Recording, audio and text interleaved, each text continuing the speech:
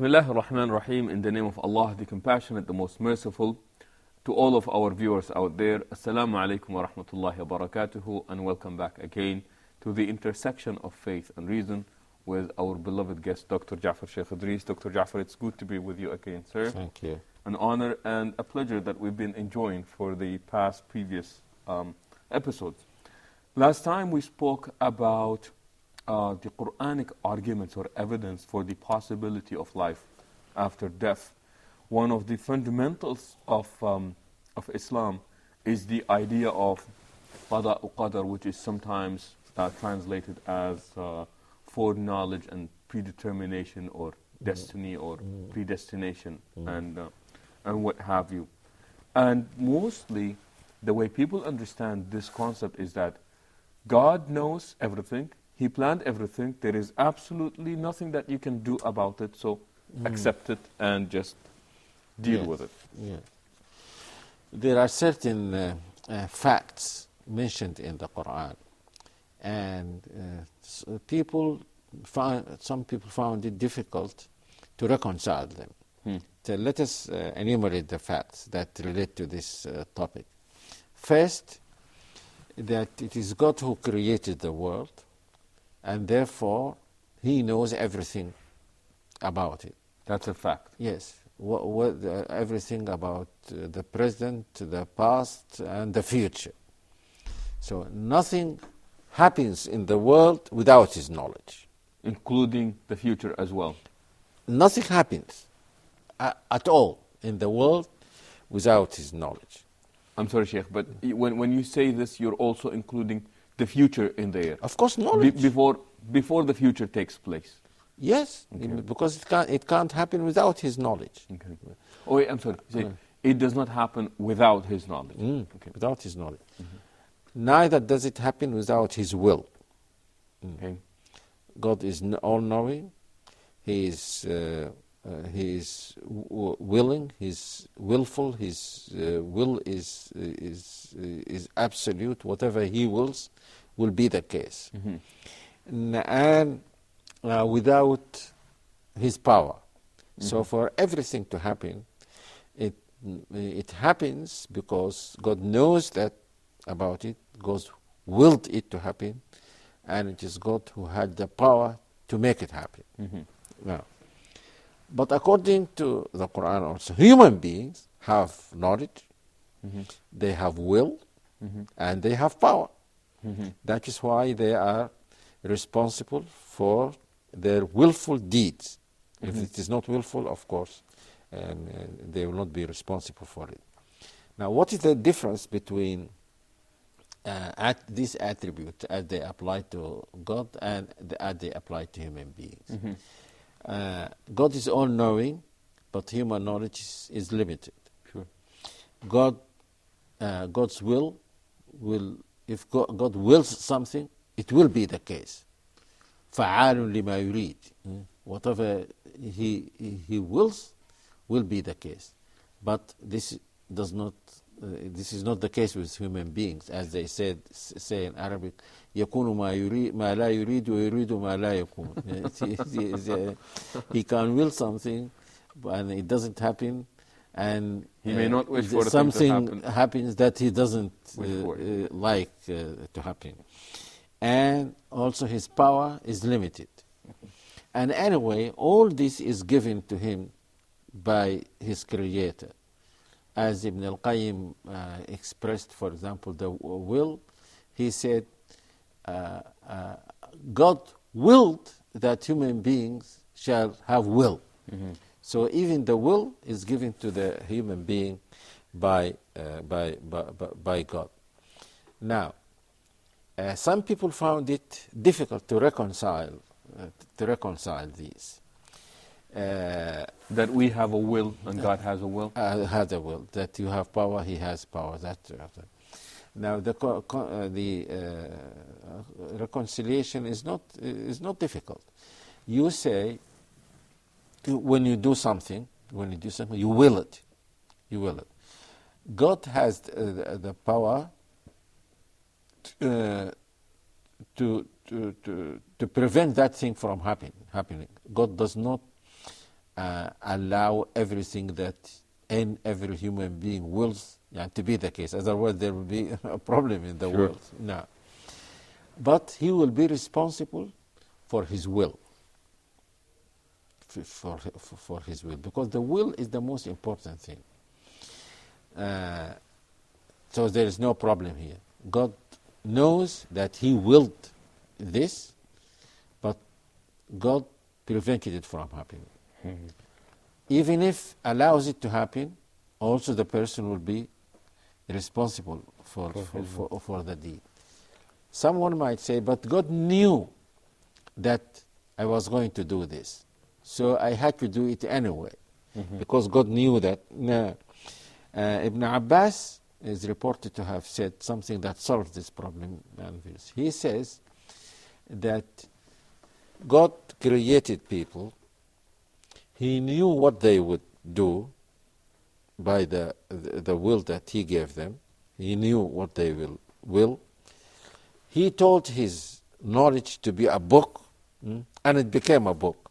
So everything that is in that book is something which God knew would happen, but his knowledge of its happening does not contradict the fact that the thing is was willed, because Allah knew that Yassir would speak to me now and ask me questions. So the fact that Allah knew that you will do this does not free me from the responsibility. And it does not make that you had no will at all. Now, but people, as they were divided in the matter of the attributes of the Creator, they were here also divided. Some people said, emphasize God's power and will, and therefore they came to the conclusion that no one has power or will or so. But when they are asked, and they say that the actions of human beings are like the movement of the tree. That just as when you say the tree moves, you don't mean that it has a will to move. So the same applies to human beings. To human beings. This is the way that they explain the verses in the Quran which attribute will to human beings and hold them responsible for this. They say, oh, this is what it means. Just like God said, جدارا يريد أن ينقض, a wall that was about to fall. In Arabic it says intending to fall. So they say that intending here does not mean that the wall has a will, a real will. And so this applies even to human beings. There is no will at all. When they are asked, then why does God hold us responsible for something that we had no part in, that we were just made to do? He said, this is God. You can't ask His him, will. You can't ask him why he did this. You are his creation. He does what he likes with you. Now, the group that says that the other extremist group said that yes, we are responsible for our actions, the actions that we make. God does not make them. Meaning? So they could not reconcile the fact that the action is willed with the fact that Allah knew about it. So they said, we create our willful actions. God does not create them. And we do not, we create our actions, and that's why we are responsible for them, because they wanted to emphasize, the first group wanted to emphasize God's power, God's power and will. The second group, especially the Mu'tazilites, wanted to emphasize the fact that human beings are willful. So they ended up, just like the first group, denied some of the very clear verses in the Quran, which can be understood to mean that human beings have will. This group emphasized the human will and ended up denying some of the verses that say very clearly that everything is made or does not happen without the permission of Allah subhanahu wa ta'ala. And everything that happens is the creation of God. Allahu khaliqu kulli shay. They say, when you say we create our own actions, you are saying that there is something which God doesn't create. The third group, which is on the right path, said there is no problem. As I said, the one that he spoke about was this group of the great imams, the great leaders of the Ahl Sunnah. They said there is no contradiction between the two. God has power, has will, and so we have God power and use, but our will and power is within God's power and will. And that's how they came to reconciliate. Yes, they reconcile this with that. Some people, and I know someone, I don't want to mention his name, you know him. He's a famous brother now, he's a da'i, but I did my best to convince him that God knows the future of willful acts. And he couldn't, he said that if he knows what I am going to do, then I cannot be doing it willfully. And I did my best to tell him that there is no contradiction between the two. Your action is willful, but God knew that you were going how can he not know that this action is going to be willfully made by so and so and so at such and such a particular time. Sheikh, when we come back, it sounded to me like some people are confusing knowing and imposing. Yes. So we would like to visit this issue when we come back again. So we're going to take a short break and we will be back, so please stay tuned.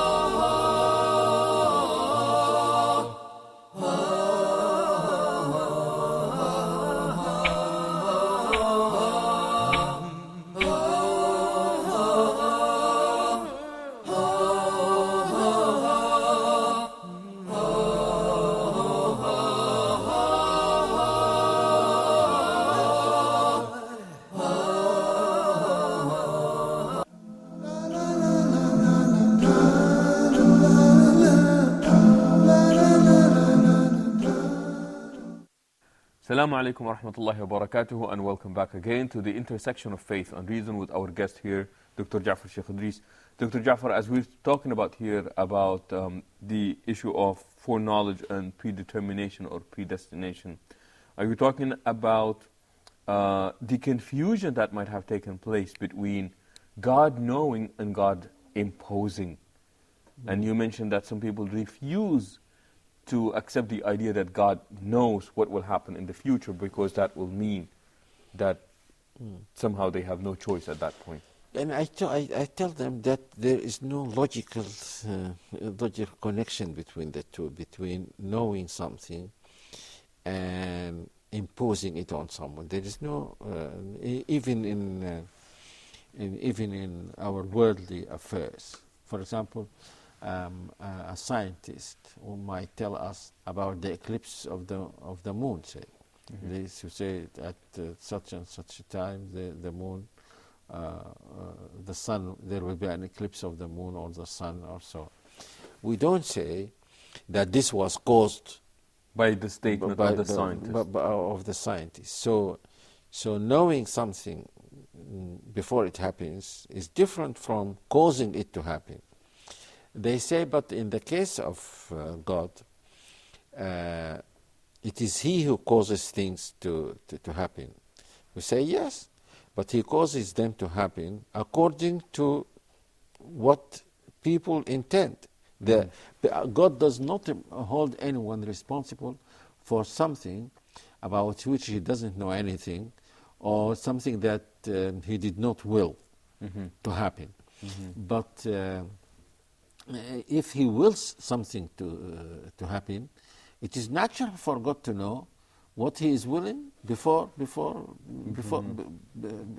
it becomes the case.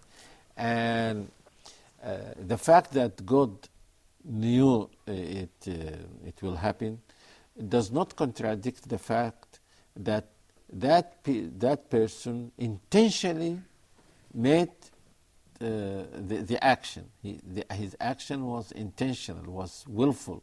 So there is no contradiction between the two.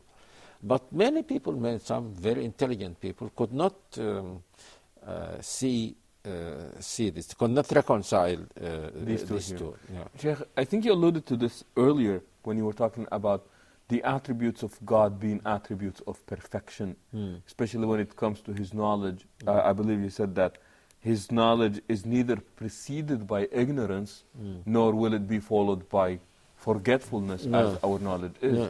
And part of that perfection is He does not wait for things to happen to know about them. No. That would be imperfect on the part of... and the important thing is that there is no contradiction between His knowing that it will happen and the fact that it will happen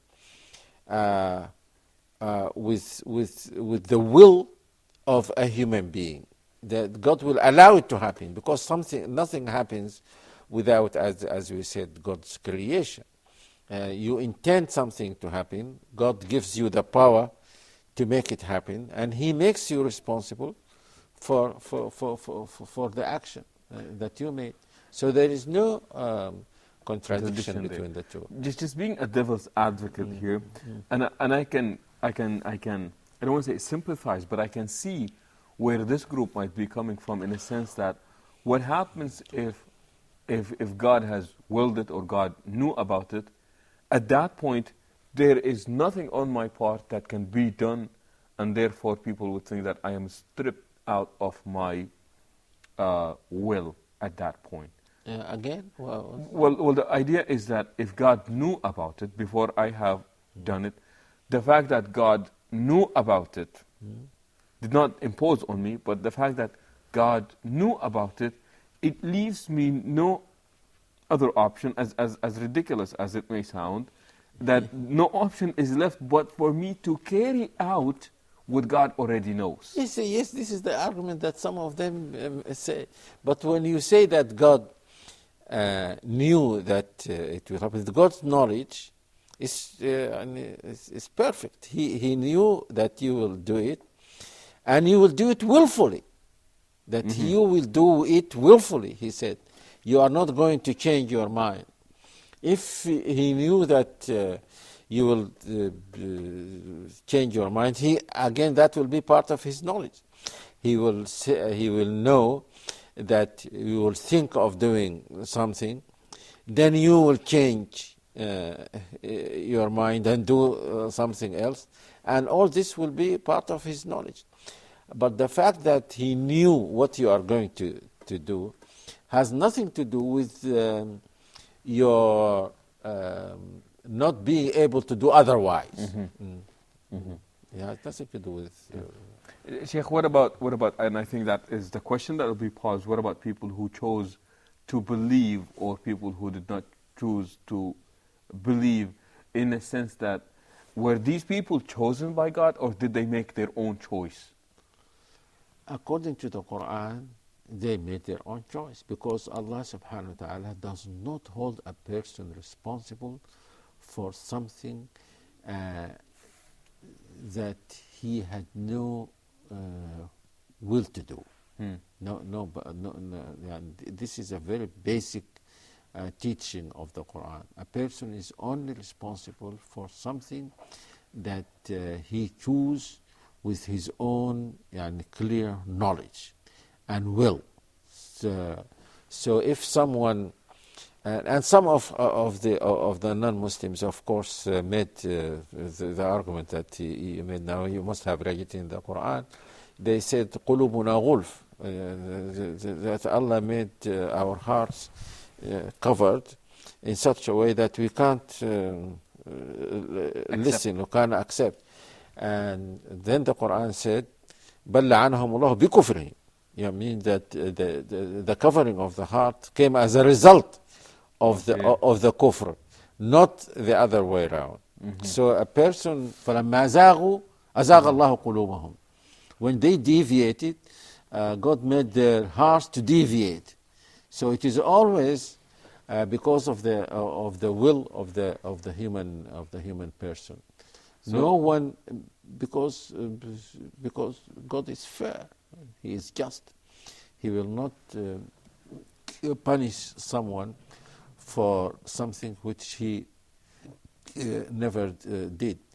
And this applies, and again, we talked a lot about Ibn Taymiyyah. He quoted about 8 verses in the Quran, which prove that no one goes to hell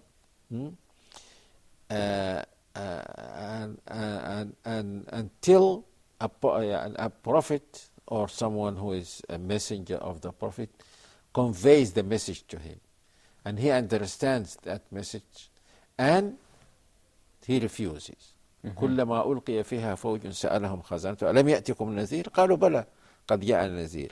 Whenever any group of them is plunged into hellfire, the angels will ask them, didn't a Nazir, someone, a warner, came to you? They would say yes. So no one will go to hellfire who, many people found this difficult to accept when I said it in one of my television interviews. I said that there are now people in the world who don't know about Islam. They don't know. So you can't call them kafirs, infidels, because to be a kafir is to deny. And you cannot deny something of which you have no knowledge. Sure. You have to know and then deny. So these people, and I was glad when I found that one of the big sheikhs said the same thing that I said. Sheikh bin Baz, he was asked the same question, and he said that these people are neither Muslims nor kafirs. They are non-Muslims. They are not Muslims because they don't believe in Prophet Muhammad sallallahu alaihi wasallam, and they are not kafirs because they have not denied the message. They haven't reached the message. So Allah subhanahu wa ta'ala is very fair. He will not hold someone responsible for something about which he knew nothing about, or about something who was not willfully. From what we have said, you keep referring back to the knowledge of God, and it seems to me like to you this idea truly revolves around God's perfect knowledge in the past, present, and in the future, with no implication or with no insinuation that anything is imposed upon humanity. No. Some things are imposed on them, but they will not be held responsible for them. And Allah will not hold you responsible for the color that you have now. He will not hold you responsible for your size, unless you become too fat or something. That will be your responsibility. Allah will not hold a person responsible for the fact that he was born at such a time in such and such a place, and so on. So a person is held responsible only for the things that he willfully, knowingly does. And that would be where a person would be held accountable Yes. for these types of choices. Yes, that and they have to made. say that he is held accountable does not mean that he will necessarily be punished, even if he does something wrong. If he does something good, he will definitely be rewarded, because God is generous. He will reward him. But if he does something bad, then he might repent, and then God will accept his repentance. He might, yes, regret that he did this thing. He might do a good thing that wipes out The poor choices that he's made. Yes, and so on. So when we say, in principle, we say he is held responsible, but that doesn't mean that God will punish a person every time they they commit a wrong. And I'm thinking for the people who deny that they have a will. Earlier you quoted the verse of people who act indecently, and then they say God has actually commanded us Yes. of this. I wonder, where do people stop if that is the case, where they would deny their own free will and they say God just imposed it? Yes, they say usually people do this, make this claim about the bad things that they do, not about the good things. No one would say, I did this good thing because Allah imposed this on me. But when they do bad things, they say, well, what, I couldn't have done anything. This is Allah's will. It is true that it is Allah's will, because but Allah's will is related to also your own will. Yeah. So, Sheikh, we would like to conclude with this, but there was a well-traveled American person that I know back in California, and he traveled vastly in the Muslim world, especially in the Arab world, and he picked up a lot of Arabic. He speaks Arabic at this point, and he made a statement, and he said, "You Muslims like to blame Allah for everything because of this idea of misunderstanding of this qada and qadr." He said, you do the wrong and then you blame it on Allah. Sheikh Ja'far, as always, it has been a pleasure having you with us. And with this, we come to the conclusion of this part of our program, hoping that you would join us next time. Until then, we say so long. Assalamu alaikum wa rahmatullahi wa barakatuh.